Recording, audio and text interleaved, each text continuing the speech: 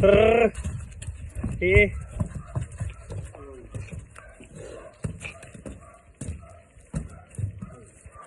A przejdziesz się z nim w tamtą stronę? Trrr. A, bo tam plandekę nieśli, no.